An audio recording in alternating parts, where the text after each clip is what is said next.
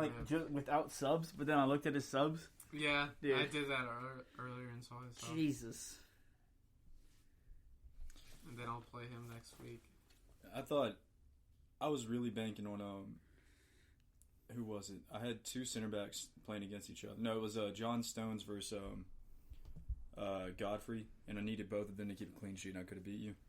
And then I saw Godfrey got hella points because he got that clean sheet yesterday. Yeah, hey, that's 2 clean sheets in a row for Everton, Brian. So top 4. I think they might do it.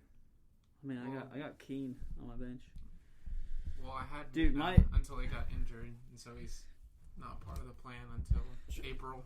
Barnes and Madison being out, man. Barnes is such a blow, dude. So was Madison. Madison was going off recently, and what's his name? Gundogan was for a little bit as well. But I still got 64 points. No. Like. Okay, we're still going. You go for it. I still got 64 points this week. Like, that's like, let me see how many. If I it still hasn't shown. It still hasn't updated. Wait, yeah. If I play anyone else other than Hung and KG and Joe, I win. Oh, and Joseph. But like, that's ridiculous. Points. You know what I mean? And then the one time Hung gets above 50, he happens like, That's literally what happened with Vic. I think Hung too, maybe. Luckily. Yeah, like, so Hung had Maguire, who got 13 points. So he got 2 clean sheets, and he got a bonus against Palace. And then he had Reguilon got 10 because he played against Burnley and got an assist and a clean sheet and 1 point bonus. He had Mings, who had a clean sheet and 1 point bonus, and then he just got 2 in the second game. And then Tielemans scored a goal against Arsenal, but they lost. So he got 4, 5, 6 points in that game, plus 2. So he had 8. And then he had Pickford on his bench, who had 13. But he started De Gea, who didn't start against Crystal Palace, and so he only got 9 points, but he would have gotten more if he played. Although maybe not, because I don't think he saves that shot at the end versus Van Aanholt. And then I had Michael Keane, who got 17 points. I got Azpilicueta, who got 13 points. I had Ben Chilwell, who got 11 points. Then the rest of my team just shit themselves. And Walker and Pope got 4 points for just showing up. Barnes got hurt in the first game, and it was early, so he only got 1 point. Martial, obviously, is the worst player in the league this year, so he got 1. Cavani only played 75 minutes against Palace, and United were awful, so he got 2. Gundogan got an assist against Wolves, so he ended up getting 6 total, and then White and Jorginho just got points for showing up. So I need it. And then Madison's out for unknown return date. Barnes is out until April 10th, so I need to. And then Tammy Abraham, I guess, isn't even going to play for Chelsea anymore. So I need to figure out something for my players who I need production from. But so now I am back down to 4th, but I'm only 3 points behind top. So yeah, you had to climb though for a minute. Yep. Hauling ass up that table. Yep. It's from not dropping anyone. Imagine that. All right, dude. Juan, you want to take that? Yeah, I actually had all the points thanks to Gareth Bale. Dude, I was this close to picking him up this week as well. I had to. I thought about him or Mora. He would have been a good pickup too, but Bale got 2 goals, an assist, clean sheet, and 3 bonus points against Burnley. And then he only got 1 point just for playing and a yellow card against Fulham, which Spurs won 1-0. Neves got a goal and 3 bonus points against Newcastle, but only got 2 points against Man City, so he got 12 points total. Mikel Antonio got a goal against Man City, so he had 6 points. Giroud played against United, but not against Liverpool. We didn't do anything, so he got 2 points. Maja played both of his games, but should have had a goal today. But that was some BS. Yeah, we'll get into that later. Yeah. So he ended up with 4 points total. Trossard, 2 points. Rafinha, 2 points. Dawson, 1 point. Dunk, 2 points. Cancelo, 2 points. And Schmeichel had 4 points against Burnley because he made 6 saves, so we got extra 2 points. and then just 1 point from the Arsenal game. So he ended up with 5 total. How did your team line up? My team lost by 10. Johnstone had 12. He played Brighton, had a clean sheet, 6 saves, 2 bonus points, and then conceded to Everton, so he had 12. Godfrey with 2 clean sheets, 12 points. Laporte had 2. He only played one of the 2 games. Evans, he got injured, huh? Against Arsenal. Johnny Evans? Yeah. That's bad for Leicester. Calf injury, 25% chance of playing. What minute did he go out? Does it say? Yeah, it's mid-game. I don't think he's ever been subbed out mid-game. At halftime, like 45 minutes? In 70th or 68th minute. Yeah. Well, they already had the game lost at that point. If they had gotten scored on after he got out, that's just going to show you that Leicester are screwed. But so Yonshu, did you watch him? Was it yesterday that they were playing? Yeah. Dude. Yeah. He was sliding everywhere. But sorry, go on, Ethan. He's an animal for real. But Bruno, 2 games and no goal assists. What do you think about that, Brian? I mean, when you're forced to use the same team over and over again because you don't have any depth, like you get screwed, don't you?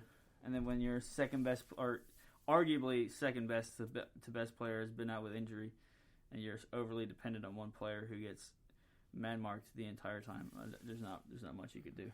Well, when you loan out gems like Pereira, it's you lose that. Okay, yeah.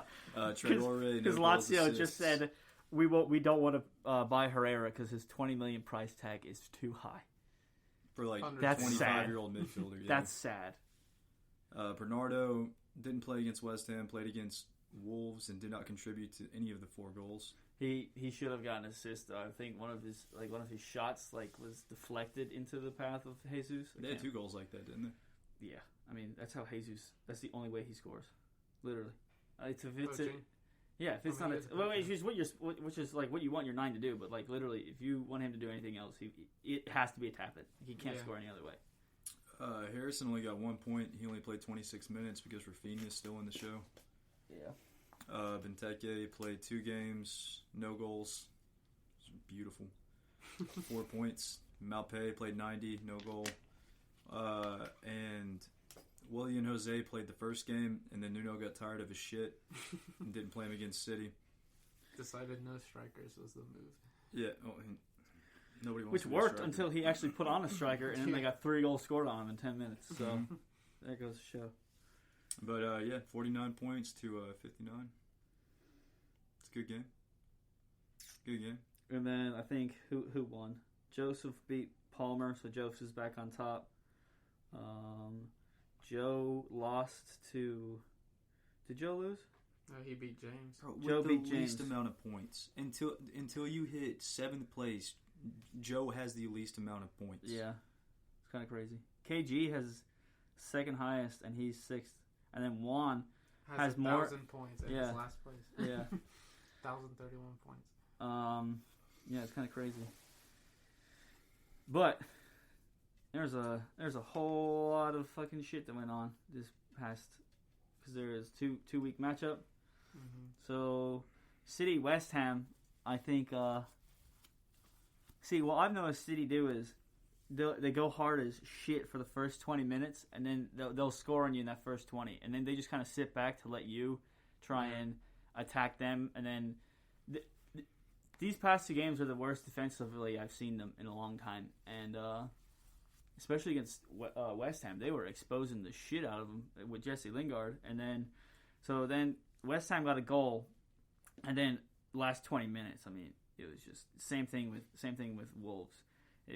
City dominated them the first half. Second half, they sat back, let the other team come forward. The other team scored, and then City were like, okay, now we're going to punish you. And then scored 3 goals on Wolves in 10 minutes, and then they scored relatively late against West Ham. John Stones in the 70th minute, but it was a really scrappy goal. It probably shouldn't have gone in. And then I didn't watch the rest of the games for the day, and then I watched Leicester and Arsenal, and Leicester looked absolute crap. And, I mean, credit to Arsenal for capitalizing, but I don't think that game really showed anything. And then Spurs, Burnley. I mean, finally starting Gareth Bale, and you're starting to get output. Like, who would have thought? Yeah. Then United, Chelsea. That game was pretty Stale. Yeah, I mean there was moments for both teams in it. I think a draw was fair, but that no call handball was ridiculous, especially what happened today. Close. I mean, it would have been harsh, but yeah. I mean, by the law that they've been going with, it should have been a handball. Like, especially with what happened to Josh Maja today, he got called for a foul when the guy's arm is literally on his side and the ball hits his arm on his side, where Hudson-Odoi has his arms up in the air like he's running like Sterling, and he touches it with his hand. Like, that was ridiculous. And then the offsides calls, dude. Like, yesterday it happened with Laporte, where Laporte was literally like an inch offside, and then today with Chelsea versus Liverpool, Werner they was like marked his not even his shoulder, like his actual arm. Which the thing is, earlier in the season, it was I can't remember if it was a free kick or if it was a shot that was like laid off, but I think it was against Fulham. The ball was shot and it hit the guy's shoulder that they used for Werner, and they've used it for multiple players throughout the year too with the offsides, where the ball was shot, it hits his shoulder, and they called it a foul on Fulham, and it was a penalty for I can't remember who it was that they got it against. But it's like, so if you're going to call that a handball, how are you allowed to use that in VAR for the offside if you can't play it with that part of your body? You know what I mean? And they don't even use it every single time. Yeah, and it's so inconsistent. Like, there was another time, I can't remember, maybe it was United versus Sheffield, or maybe, I know it was a United match where they called offside on, I want to say Martial, or maybe it was Rashford, because he's always offside. And he clearly was not offside, and he scored, but the referee had already called it, and they kept playing. Like, there's no consistency with it whatsoever. And then the handball rule, dude, that is, if I'm fine with changing it, because I think the rule that if it hits your hand at all, that it's a foul is ridiculous. But if you're going to call it one way, at least let everyone know afterwards that you're going to change your, like, how you're going to call it. Like, if it's ball to hand, then, and you're going to say that this is how we're going to do it, that's fine. But you have to make sure that everyone knows. You can't say it's ball to hand and then one game, and then literally the next game you're calling ball to hand foul. Like, it doesn't make sense. I think it needs to be uniform. Because if every single one is going to be contentious and every single one is going to be subjective, because everybody's going to have disagreements if they're the team who did concede a handball in the penalty box. Yeah. But I think that if it's going to be this contentious every single time, I mean, we saw it happen where like it hit Maj's hand when it was in his pocket, basically. I think it should be a handball across the board then. Yeah, because there's never going to be an accurate way to call that. And then people were bringing up the Eric Dyer handball from earlier in the season where he jumped up for it, but the only reason, like, they're saying that was ball to hand because he didn't know. But the one thing I will say about Eric Dyer, whenever he jumps up, and I think I say this to you as well, whenever he jumps, he puts his hands out like this, literally like this, to try and block it from going past him, and then it hit his hand. So obviously, that's not by your side. Like, you're making it look like it, but if you watch him, every time he does it, and the ball goes over him, he puts his hands out like this. But, like, with Hudson-Odoi, I get him and Greenwood were going at it, and they were trying to, like, push each other off. But if your hand is way up here, and it touches your hand, that's a handball. I don't care where it is on the pitch. It's a handball every time. Your hands aren't in a uniform position. Like, it just, and like you were just saying, if it's on your side and you're going to call that a handball, it's ridiculous. If you're not going to call the other one a handball. It's so insane to me. It's so difficult to call, though, because, I mean, if it does hit I feel like if it hits your hand anywhere inside of the torso and your arm's not extended, that could be like an easy way to call it. But if it hits your hand at all and it's going to be this contentious every single time, across the board it has to be. I mean, especially if it's within your, like, that's basically like if you're what happened to Maja today is if it was a free kick and he was in the wall and he was cupping himself or he was covering his face, that would have been a handball as well, even though it's in like a natural position to protect himself. Right. But like, there was Lindelof earlier in the season. He was literally turning to stop, and the ball gets kicked at his hand from like 5-yard distance, and that was a handball. But then when Hudson-Odoi puts his hands up like this and it hits his hand, it's not. And then I didn't see the Conte one today, but it was just like Odoi's. So I would argue that was more of a handball than Odoi's, honestly. I would too, but it was like the exact same hands right here. Situation. No, I agree.